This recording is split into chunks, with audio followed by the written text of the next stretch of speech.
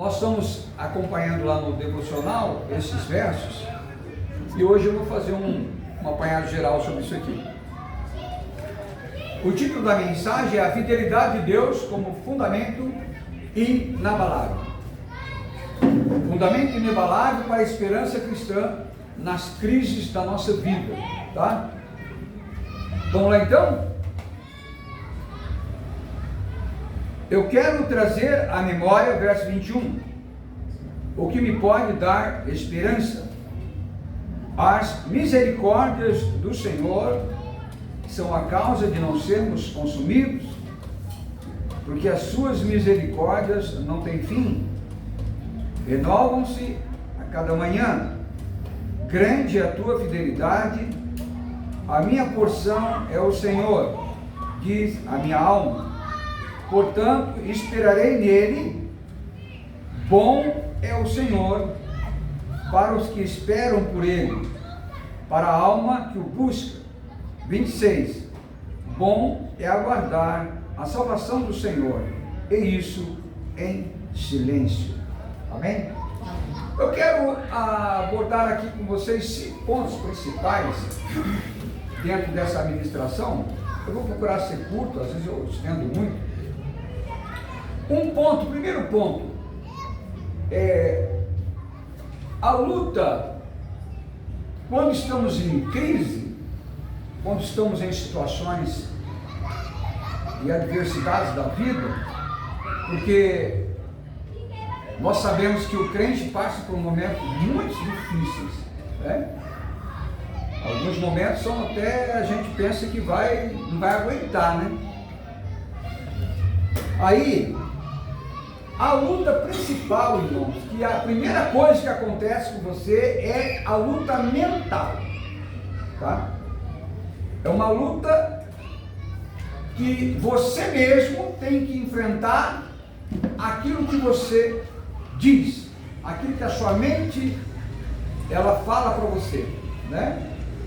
Então, além de forças externas que você vai ter que enfrentar, são sugestões malignas ou pessoas que venham te desanimar, pessoas tóxicas, né, como dizem. Você tem, antes de tudo, enfrentar uma luta mental. E no caso aqui, na Lamentações, Jeremias, para que ele pudesse atravessar esse tormento, que era uma situação muito difícil que ele estava passando, eu acho que eu disse o contexto da semana passada, quando o rei da Babilônia invadiu Jerusalém e destruiu o povo, e ali eles estavam em escombros, não havia mais quase nada, o povo estava derrotado, muitas mortes, muita tristeza, lamentava aquele estado de guerra, aquele quadro de destruição, né? Mas ele resolveu então o quê? Não olhar para aquela situação e acreditar nas promessas de Deus. Mesmo em situação de extremo caos, ele afirmava que Deus era para ele o socorro bem presente, que as misericórdias do Senhor se renovavam a cada dia e que é por conta dela que eles não eram consumidos, e ele confiava na imutabilidade de Deus, na fidelidade de Deus. Então, esse texto é até muito conhecido, nós gostamos de recitar esse texto, porque esperam por ele, sempre encontra refúgio e salvação. Então, Jeremias aqui, ele nos ensina o quê? Que nós, diante das situações, diante das adversidades da vida, o primeiro inimigo teu é você mesmo. Você tem uma luta mental. Embora, seguindo a sequência daquilo que temos falado, os fatos sejam reais, aquilo que você está vendo não se nega, nós não somos negacionistas. Você sabe o que está acontecendo, você está passando por aquilo, como Jeremias estava entre guerra e destruição, mas ele não olhava só para os fatos, Ele olhava para a verdade. Lembram disso? A verdade absoluta e imutável é aquilo que Deus registrou na sua palavra. Então, quando você está diante disso, você mesmo não pode concordar com aquilo que você vê. Você tem que profetizar algo diferente. Tudo está assim? Sim. Tá, realmente está assim. Ela ainda não engravidou, mas vai engravidar. Ainda que o fruto da vide, né, minta, mas eu creio que o Senhor fará gerar. É assim que o homem vive, pela fé. Tá? Agora, Jeremias, ele teve uma sabedoria muito interessante, que ele escolheu trazer à memória aquilo que me fortalece, aquilo que me dá esperança. Tá bom? Então ele disse, eu escolho trazer à minha mente, à memória, aquilo que me fortalece, que renova as minhas esperanças. Eu disse também, semana passada, que uma coisa que não pode acontecer com você, em hipótese alguma, mas de jeito nenhum, nem com você, nem comigo, é chegarmos ao ponto de perdermos as esperanças. Lembram disso? Quando o homem perde as esperanças, não há muito o que fazer. Ele perde as suas motivações. Ele já não encontra mais nenhum sonho pela frente. Ele acha que já chegou no fim, né? No fim do poço. Quando ele perde as esperanças, fica tudo mais difícil. Por isso, Jeremias, ele travou essa luta mental dentro de si mesmo, crendo na verdade e chamando à existência aquilo que não existe, como se fosse profetizar, como Ezequiel, aos ossos secos, para que eles possam reviver. E ele também trouxe à sua memória as boas coisas que aconteciam, né? Eu quero trazer à minha memória aquilo que me traz esperança. O que isso quer dizer para mim e para a sua vida? Todo o ensino nosso tem que ser muito prático, tem que ser prático. A gente ouve um sermão, mas a gente tem que extrair do sermão algo que você possa viver, senão fica algo muito abstrato, está entendendo? Senão a palavra fica abstrata. Eu não quero só passar para vocês um conhecimento, eu preciso passar o espírito e a vida da palavra, aquilo que vai transformar vocês, aquilo que vai provocar uma ebulição dentro de você. O desejo de você buscar o Senhor, amar o Senhor, é o espírito e a vida que tem na palavra, tudo bem? Então tem que provocar isso em nós, algo muito prático, algo que vai nos conduzir, vai experimentar essa palavra. A palavra então, ela não pode ser apenas um conhecimento, né? A letra, como diz lá em Coríntios, ela mata, mas o espírito, ela vivifica, tá? Então, é importante você reavivar, relembrar, recordar o quê? As promessas do Senhor na sua vida, aquilo que Deus já fez e aquilo que Deus fará, aquilo que Ele disse que vai se cumprir. Você não se entrega ao desânimo, né? Eu, por exemplo, quando estava na UTI acompanhando o Rafael, os médicos já tinham desacreditado, né? Eles falavam nos boletins que ele não ia escapar, ele não tinha mais nenhuma chance, porque já estava na terceira cirurgia e não podia fazer mais no seu intestino. Tá bom? Estou acabando até contando. Mas eu não acreditava, eu li os laudos, ele falava para mim, ele não está reagindo, e se ele não reagir, ele vai morrer. Mas então eu falei, doutor, mas ele vai viver. Ele vai viver porque eu creio, porque a promessa de Deus para ele é cura. Eu creio, eu tinha orado, eu orei muito, o Senhor sempre confirmou que ele não ia morrer. Então, eu trazia a minha memória, eu afirmava, profetizava que ele ia viver. É assim que o crente deve ser, tá? Porque se você ficar abatido, se você se entregar ao desânimo e perder a esperança, a sua fé mingua. E quando a sua fé esvazia a sua fé, tem muito pouca chance de que Deus opere, tá? Não é que Deus não queira, é que o veículo, o meio pelo qual Deus opera é através da sua fé. Todos os milagres de Jesus ele dizia assim: vai mulher, a tua fé te salvou, a tua fé te salvou. Então é necessário, né? O combustível para ativar o poder de Deus é a fé. Sem a fé é impossível agradar a Deus. Está lá em Aleluia. Tudo bem? Bom, então ele trazia o que? A lembrança, aquilo que me faz feliz, aquilo que me faz fortalecer a minha fé. Você nunca pode ficar abatido olhando para as circunstâncias. As circunstâncias estão ruins, não está acontecendo, não veio ainda a bênção, mas ela está a caminho. Eu creio que Deus está movendo os céus a meu respeito, né? Deus tem sempre bons planos para mim e para você. O que é a nossa intenção, irmão? A intenção nossa é o seguinte: nós estamos no mundo, mas Jesus diz que eles estão no mundo, mas eles não são do mundo, tá certo? Então o que quer dizer com isso? Que no mundo a gente passa por tribulação mesmo. Não é porque você é crente que tudo vai correr bem e vai cair um depósito na sua conta e você vai ficar milionário. Não vai acontecer isso, irmão. Então você está no mundo, você está sujeito sim aos mesmos problemas que as outras pessoas, os ímpios também sofrem, tá? Agora o que acontece? O que acontece, o diferencial é que Deus é contigo. Deus é contigo, Ele abre porta, que Ele abre, Ele fecha, Ele te abençoa, Ele te guarda, Ele multiplica os seus dias, te dá saúde, te dá força. Então você tem com quem contar, tá bom? Segundo ponto, é o caráter imutável de Deus, como fonte de renovo. Outra coisa que nós não podemos perder de vista, é que Deus lá em Tiago diz, lá nele não há sombra de variações. Tiago diz que nele não há, o Pai das luzes, ele não há variação. Deus é imutável. Então você tem que crer nesse atributo de Deus. O que Deus disse, está dito.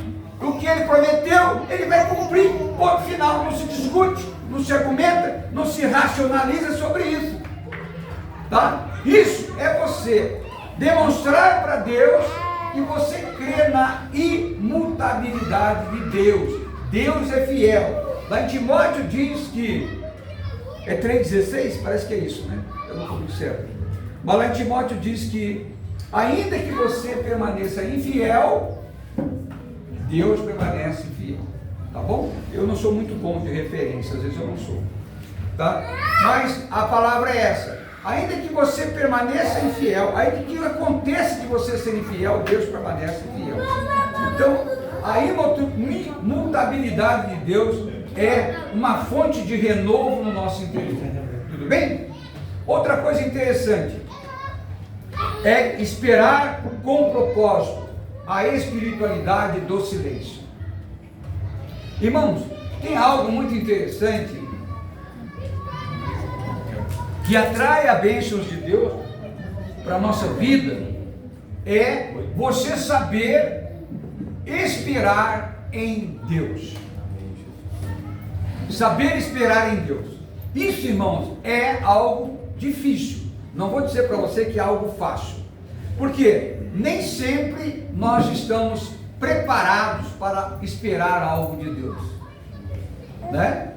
Até mesmo Abraão, o que aconteceu? Deus tinha uma promessa para ele, mas ele não suportou esperar, né?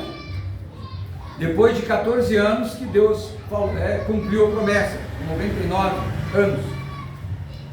E ele foi o que? Na conversa de Sara. Já que o filho não vem, eu vou arrumar para você aí a escrava e pronto, resolve o problema. Então isso, irmão, não é algo realmente muito fácil. Esperar em Deus. Esperar com um propósito. Ou seja, sempre que Deus tem uma promessa na sua vida, sempre que tem algo na sua vida que Deus plantou no seu coração, você deve confiar com propósito que aquilo vai acontecer. E isso em silêncio. O que eu quero dizer em silêncio? Eu quero dizer o seguinte, irmãos: esperar em Deus com silêncio é você não tomar atitude de murmuração. Aleluia. Tá certo? Se você não murmurar, se você não desfalecer na fé, com certeza, esperar com propósito, Deus virá ao seu socorro, tá? Outro ponto muito importante é que Deus, em meio a toda aquela tragédia que estava acontecendo com Jeremias, com o seu povo, aquele sofrimento tinha um sentido, né? Deus, ele age com propósito. Aquele povo não passou por aquela dificuldade aleatoriamente, não, realmente eles precisavam ser o quê? O João sempre fala isso, eles precisavam ser disciplinados. É um povo que voltou-se para a idolatria, afastou-se de Deus, Deus já não era mais a causa importante na vida deles, eles trocaram Deus por falsos deuses, então Deus teve que disciplinar. Tem coisa na nossa vida que, infelizmente, só mesmo a disciplina para que possa nos ensinar, sabia? Se Deus não dá a disciplina, a gente não cai na real. Então Deus, uma coisa que nós temos que separar é castigo de disciplina, são coisas distintas, tá bom? O castigo, por exemplo, da condenação eterna, para aqueles que creem e estão no Senhor, já não existe mais. Aquele que crê no Senhor está salvo, ele salvou-se, né? Por causa do sangue do Cordeiro, ele acreditou e tomou posse da bênção, tá bom? Mas a disciplina, não. A disciplina, ele está sujeito a ser disciplinado, tá? Se não for disciplinado aqui, vai ser disciplinado na era do reino. Isso eu explico com calma, para aqueles que não entendem, né? Tá bom? Agora, a providência oculta, a justiça de Deus, ela se revelará, tá? Então isso é muito importante, crer e tomar posse, que Jeremias, vendo toda aquela calamidade de miséria, destruição, ele recusava-se deixar que a dor definhasse a sua fé. Ele acreditou sempre, ele acreditou que tudo ia dar certo e que Deus ia reverter aquele quadro de tristeza, tá? Isso é o que é importante a gente aprender hoje, tá? Talvez você também tenha vivido esses momentos de ruína na sua vida, mas o que importa é que as promessas de Deus, você se firme nelas, ande pela fé, tá? Mesmo que seja em qualquer situação da sua família, tá bom? Não é, então, irmãos, Timothy Keller é um grande escritor americano, ele sempre dizia assim que não é a ausência de crise que revela a sua fé, não é a ausência, mas é a firmeza em meio à tormenta, tá? Esse livro dele é muito interessante, que nos ensina que o homem deve não titubear, não tropeçar diante das dificuldades, tá bom? Bom, isso é trazer à memória aquilo que nos traz esperança. Irmãos, tem coisa na nossa vida que a disciplina de Deus é para você possa entender que tem que pôr em ordem a nossa casa interior, tá?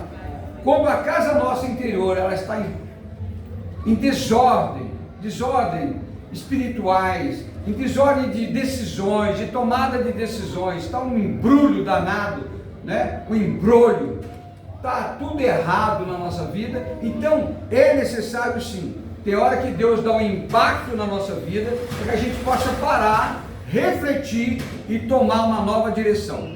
A conversão que a gente fala, arrepender-se e converter, é realmente mudar de direção, tá? É alinhar-se com o que Deus está preparando para nós, tá bom? Esses são os pontos importantes de Jeremias, e trazer à lembrança aquilo que nos traz força e esperança.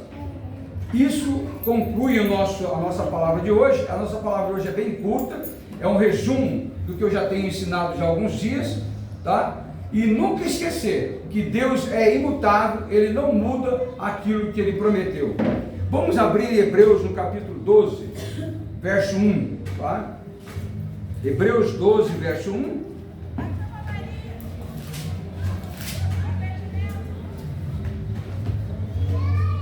Está aí projetando? Tá.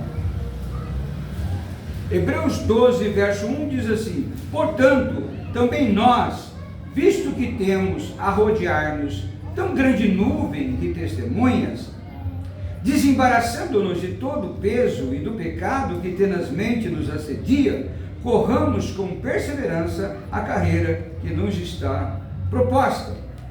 Olhando firmemente para o autor e consumador da fé, Jesus, o qual, em troca da alegria que lhe estava proposta, suportou a cruz, não fazendo caso da ignomínia, e está sentado à destra do trono de Deus. Essa palavra não diz o quê? Que diante de um número tão grande de testemunhas, uma nuvem de testemunhas, você pode, aqui está incluso tanto aqueles que são os heróis da fé do Antigo Testamento quanto do Novo Testamento. Diante de tantas testemunhas que Deus operou, que Deus fez e aconteceu, a gente não pode desconsiderar essas tão grande nuvem de testemunha. E a exortação é que desembaracemos de todo o peso do pecado. Nós sabemos, irmãos, que é difícil caminhar com uma carga muito grande. Quanto mais você coloca peso nas suas costas, mais dificuldade você tem de avançar. Então, existem coisas que nós trazemos que não foi Deus que colocou. Isso é importante você aprender. Tem peso na sua vida, tem tribulação na sua vida, tem o quê? Tem circunstâncias, problemas que você carrega, mas não foi Deus que colocou, é você mesmo que procurou. E isso nos atrapalha a avançar, a ter um progresso com Deus, tá? Por isso que ele fala aqui, desembaraçando-nos de todo o peso do pecado que tenazmente nos assedia. Nós temos que largar algumas coisas, algumas bagagens que elas não nos ajudam a avançar, infelizmente, tá? Abre Romanos no capítulo 6, no capítulo 8, 26, estamos perto do fim. Que horas são aí no celular? 20 para as 9? Tá. Romanos 8, 26. Tá. Romanos 8, 26 e 27. Também o Espírito semelhantemente nos assiste em nossa fraqueza, porque não sabemos orar como convém, mas o mesmo Espírito intercede por nós sobremaneira, com gemidos inexprimíveis, e aquele que sonda o coração sabe qual é a mente do Espírito, porque segundo a vontade de Deus é que ele intercede pelos santos. Irmãos, como sabemos, o Espírito Santo é o nosso Consolador. É aquilo que Deus deixou para nós, para que a gente pudesse o quê? Atravessar o deserto, atravessar os momentos mais difíceis dessa vida. O Espírito Santo então tem essa função de nos consolar, né? E ele nos constrange com gemidos inexprimíveis. Nós devemos sim orar em línguas, clamar ao Senhor, invocar o nome do Senhor. Irmãos, a angústia muito prolongada, se você manter o seu coração numa angústia por um tempo muito grande, ele vai te levar ao quê? A prostração, vai te levar a um desânimo sem igual, e você acaba acomodando e aceitando, e fica, como acontece com grande parte das pessoas, elas entram num estado de depressão muito grande, né? Então, não é possível uma pessoa resistir às tormentas da vida por um longo tempo. Então Deus sabe que nós somos muito fracos e ele providenciou o que então? O Consolador, né? Quando Jesus disse assim, se eu não for, eu não posso enviar para vocês o Consolador, ele vos guiará toda a verdade, é ele que vai nos ajudar, ele é o Paráclito, o nosso cooperador, o nosso advogado, aquele que sustenta a hora que a gente está com a nossa fé baleada, tá bom? Então isso é importante, a gente providenciar, ou se não, irmãos, eu estava falando, ensinando aqui, aqueles que ainda não oram em línguas, é importante você exercitar o seu espírito para começar a orar em línguas, aprender a orar em línguas, porque tem hora, irmãos, que a gente não tem palavras para orar, tem hora que você está tão abatido que não sai palavras, então você procura orar em línguas, procura interceder. Aquele que ora em língua ora no Espírito, quem ora no Espírito, o Senhor é uma linguagem espiritual que Deus entende e ele nos supre essa necessidade, tá bom? Existe sim solução para todos os casos, Deus sabe tudo que pode acontecer. A fé cultivada, ela leva a confessar as promessas de Deus, tá? O poder da confissão da palavra pela fé, ela é uma coisa, é uma bomba atômica que Deus pode realmente mover o céu a nosso respeito, tá bom? Não é simplesmente repetir, mas é crer com a palavra que sai da nossa boca, tem poder quando nós estamos fundamentados na palavra de Deus, tá bom? Vamos lá. Para encerrar isso aqui, eu disse que Deus é, as suas misericórdias não tem fim. Eu quero trazer aqui para vocês uma coisa muito interessante sobre a graça e a misericórdia, tá? Exemplo da graça. A graça, ela é inteiramente positiva. Pela misericórdia eu não sou condenado, mas pela graça eu me torno filho. Então, a misericórdia Deus concede para que eu não seja condenado, mas a graça, além disso, ela me capacita a me tornar um filho. A graça, ela é algo tão incrível que chega a ser quase inacreditável. Por que eu inseri esse exemplo da graça e da misericórdia? Porque Jeremias aqui está no tempo do Antigo Testamento, ele só conhecia a misericórdia. Nós hoje, na Nova Aliança, conhecemos o quê? A misericórdia e a graça, tá? Eu quero exemplificar para você, tá? Vamos entender um pouco, eu não tenho muito tempo, eu vou falar sobre a graça em próximas palavras, mas eu vou dar um exemplo aqui. Suponhamos que uma criança pegou um carro do pai e ele foi tentar dirigir, um adolescente que seja, e ele se perdeu e entrou na casa do vizinho. Ele bateu lá, quebrou todo o portão, estragou o carro do pai, estragou tudo, e isso aconteceu na sua casa. Vamos supor, você tem 4 atitudes para tomar. Em primeiro lugar, você pode agir com justiça, você pode ser justo, ou seja, você pega, como a criança é menor de idade, e você processa o pai, para que o pai arque com as despesas do filho, tá? É uma coisa que cabe a você. A criança danificou o seu muro, quase causou uma morte, acidente, então você pode realmente buscar os seus direitos. Todas as despesas, então, que o garoto lhe causou, ele vai pagar. Isso é justiça, tá? Você pode fazer. Bom, segundo ponto, a possibilidade de você ser misericordioso. O que é você ser misericordioso? Você percebe que o garoto não tem como pagar, o pai dele também não tem, e você se compadece dele, você não quer que o pai dele dê uma surra nele, tá? Não quer que também ele sofra com isso. O que você faz? É você fala assim, eu vou arcar com as despesas, tudo bem? Esquece isso aí, eu vou mandar arrumar, não se preocupe, eu vou arrumar o prejuízo do muro, e você fica com o seu, eu fico com o meu, tá? Esse é uma outra coisa, você foi misericordioso. Agora, a terceira possibilidade é você ser além de misericordioso, você vai ser gracioso. O que é ser gracioso, pastor? Significa que você vai perdoar o garoto, você vai pagar todas as despesas, tá? Aí você pega e vai consertar o carro dele também, tá? E até se for o caso, se o pai dele precisar, você tendo mais de um carro, você também deixa o carro do pai dele usar enquanto conserta o carro do pai dele. Ou seja, você foi muito além da misericórdia. Você usou o quê? A graça.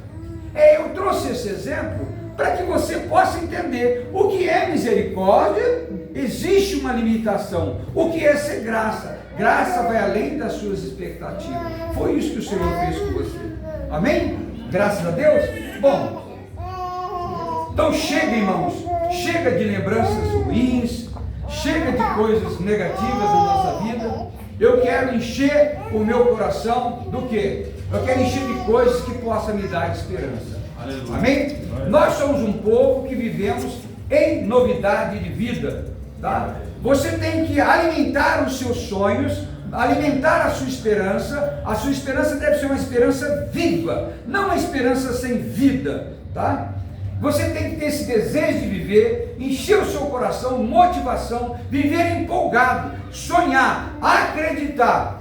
Enche seu coração de coisas que sirvam o quê? De combustível para que você possa explodir o quê? De esperança e de fé.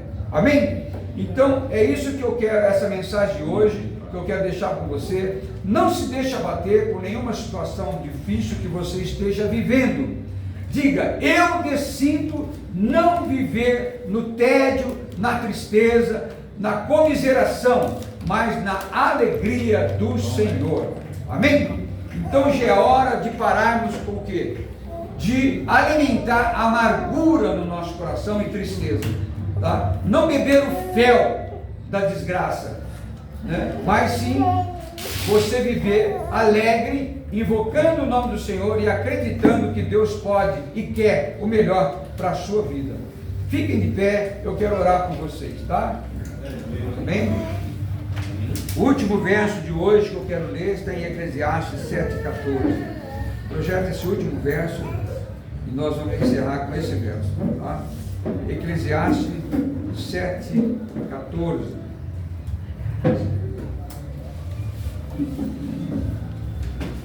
Por favor, vocês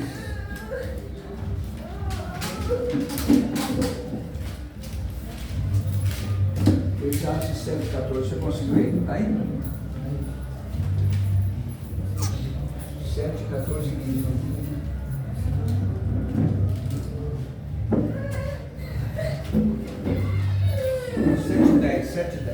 7,10. Volta. Amém? Esse verso eu escolhi para encerrar essa palavra. Está escrito assim, ó: jamais diga, porque foram os dias passados melhores do que esses. Nunca diga isso, está em Eclesiastes, pois não é sábio perguntar assim. O que esse verso está dizendo, irmãos?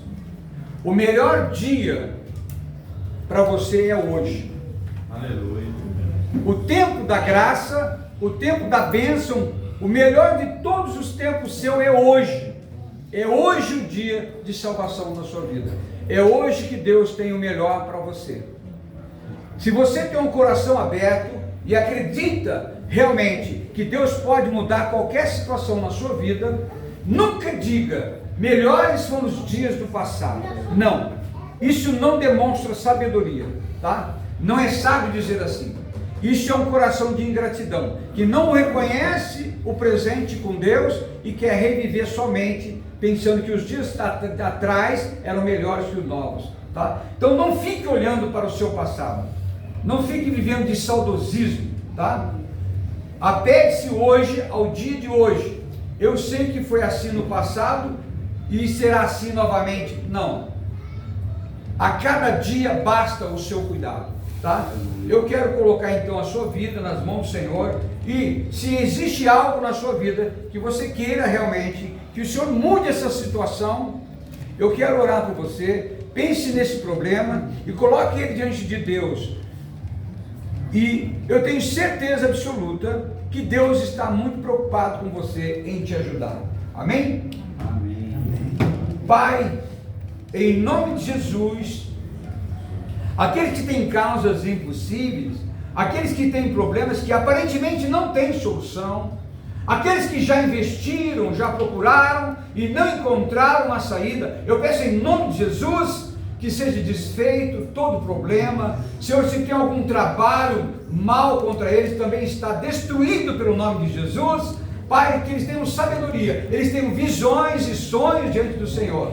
Pai, desenrola, desamarra qualquer coisa que tenha atrapalhado a vida deles. Senhor, em nome de Jesus, que sejam renovadas as suas esperanças, que você possa ver, olhar pelo Senhor, olhar para o Senhor e tomar posse daquilo que Deus tem para você. Senhor, em nome de Jesus, abre portas, portas de trabalho, portas, Senhor, financeiramente eles possam ser supridos, que não haja doenças e enfermidade na vida dos irmãos. Eu imploro em nome de Jesus, que a tua mão seja com eles. Senhor, guarda-os e livra-os de todo mal. Amém? Eu quero dar a bênção final. Pegue em suas mãos. Eu os abençoo, pelo amor do Pai, a graça de nosso Senhor Jesus Cristo e as consolações do Espírito Santo sejam com vocês. Vocês aprendam a olhar para o futuro, creia no Senhor e negue-se qualquer afirmação negativa, que a sua fé seja fortalecida em nome de Jesus. Eu os abençoo. Vocês tenham uma semana maravilhosa, queridos.